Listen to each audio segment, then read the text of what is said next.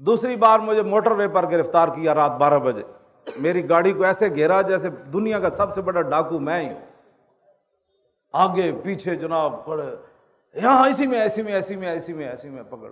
وہ کار گجران والے سے ہمیں تعاقب کرتے ہوئے کار آگے پیچھے ہوتی تھی، تو میں نے پوچھا ڈرائیور سے یہ کون ہے؟ کہتا پتہ نہیں کون ہے۔ میں نے کہا کبھی یہ آگے جاتے ہیں کبھی یہ پیچھے جاتے ہیں۔ وہ ہمیں گجران والے سے گھیر کر لائے، ہمیں نہیں پتا تھا بھئی یہ ایجنسیوں کی کار ہے۔ انہوں نے مجھے پکڑا تو پکڑ کر میری گاڑی پر قبضہ کر لیا، ڈرائیونگ سیٹ پر وہ افسر بیٹھ گیا۔ وہ کہنے لگا کہ میں نے جب بھی آپ کی تقریر سنی ہے تو آپ ناموس سے رسالت پر باتیں کرتے ہیں، آپ نبی کے ٹھیکیدار ہیں۔ تو میں نے کہا نہیں، ٹھیکیدار تو صدیق اکبر بھی نہیں تھے، وہ بھی کہتے تھے اطیعونی ما اطاعت اللہ ورسولہ فإن عصیت اللہ ورسولہ فلا طاعۃ لی علیکم۔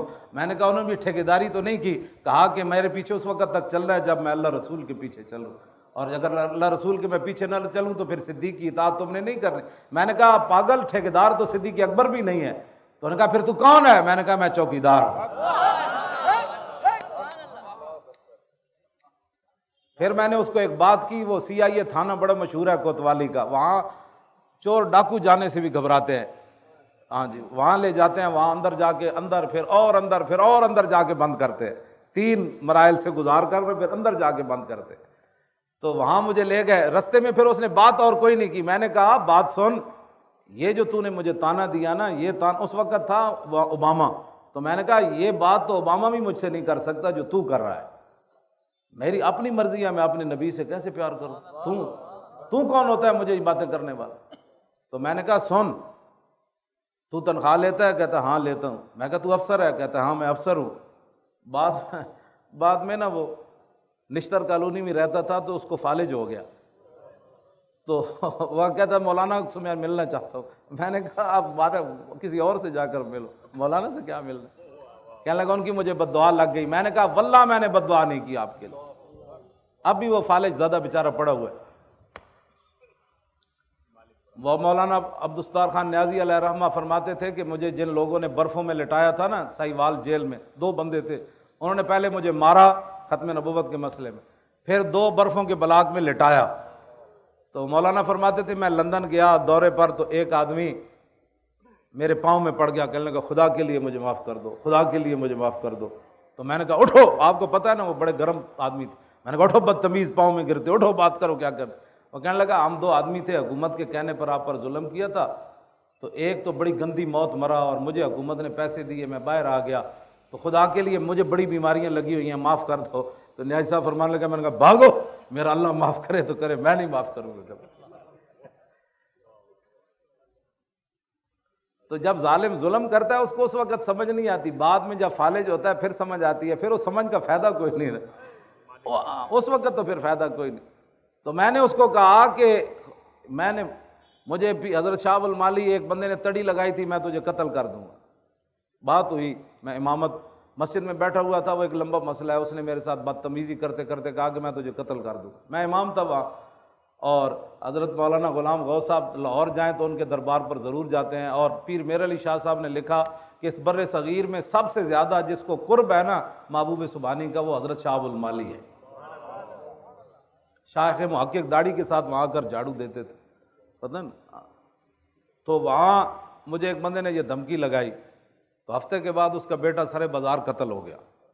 پھر وہ آ کر مجھے کہنے لگا، روتا تھا، میں نے کہا اللہ کے بندے میں نے تجھے کچھ بھی نہیں کہا، یہ بابے سے بات کر جس کا میں امام ہوں، اس بابے کو غیرت آئی ہے، تو نے اس کی مسجد میں بیٹھ کر مجھے کہا میں تو قتل کر دوں گا۔ تو میں نے کہا بابے نے کہا میں دیکھتا ہوں تو تیرا بندہ قتل ہوتا ہے یا میرا امام قتل ہوتا ہے۔ آپ جن کا کام کر رہے ہیں نا وہ آپ کو دیکھ رہے ہیں۔ جب خوشاب میری گاڑی پر انہوں نے فائرنگ کی نا تو میں نے گاڑی روکی، اور آگے پیچھے وہ ڈالے کھڑے ہوئے، تو انہوں نے پورے پولیس اتر کر گھیرا ڈال لیا۔ میں نے لڑکوں کو کہا، میں نے ابھی عشاء کی نماز پڑھنی تھی، رات 3 بجے تھی، تو میں نے کہا بھائی وہ پانی بھر کے لاؤ، تو ہمارے لڑکے پانی بھرنے چلے گئے، انہوں نے پولیس نے گھیرا ڈال دیا، DPO آ رہا ہے، فلاں آ رہا ہے، پھر آپ کے بارے میں فیصلہ ہوگا۔ تو اس وقت نا فون آ گیا مدینہ منورہ سے، اسی وقت جب میں وضو کرنے لگا تو زاہد نامی وزیر آباد کا بندہ ہے، وہ کہنے لگا آپ کدھر ہیں؟ تو میں نے کہا آپ کدھر ہیں؟ نمبر تو سعودی عرب کا تھا۔ کہنے لگا میں حضور کے روضہ انور کے سامنے کھڑا ہوں۔ تو میں نے کہا یہ فون تو نے نہیں کیا، ہو نہ ہو میرا ذکر حضور میں ہوا۔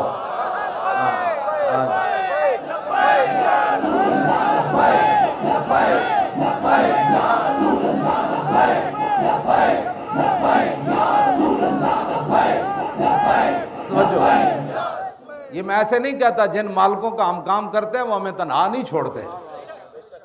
اس نے اس وقت کھڑے ہو کر سامنے کہا کہ میں حضور کے روزان میں کے ساتھ. بعد میں نے اس کو بتایا کہ جب آپ نے مجھے فون کیا تھا اس وقت تو پولیس کے گھیرے میں تھا, تو میں اس وقت میں پہلے بھی تھا. میں نے کہا یہ فون ایسے نہیں ہوا, فون ایسے ہوا ہے کہ جو ہو رہا ہے ہم دیکھ رہے ہیں, پریشان نہیں ہو. بس اتنی بات ہے. پھر مجھے نماز بھی وہیں پڑھی, پھر ڈی پی او آ گیا, پھر فلاں آ گیا, جی ڈالو اس کو دوبارہ میاں والی لے چلو. تو میں نے کہا چلو میاں والی لے چلو. یہ ایسے تاریخ اوپر نہیں آئی ہے, اس کے پیچھے بڑی قربانیاں ہیں آپ لوگوں کی. تو میں بھی آپ کے ساتھ ویل چیئر میں موجود ہوں. ہم نے اگر آپ کے لیے کہیں بدنامی کا باعث بنے ہیں تو آپ بالکل ہمیں چھوڑ دیں کہ مولانا آپ نے ہمارا ناک کٹا دیا. اگر ہم آپ کے لیے باعث شرمندگی نہیں ہے تو پھر آپ کو چاہیے کہ آپ ہمارا ساتھ دیں. ہاں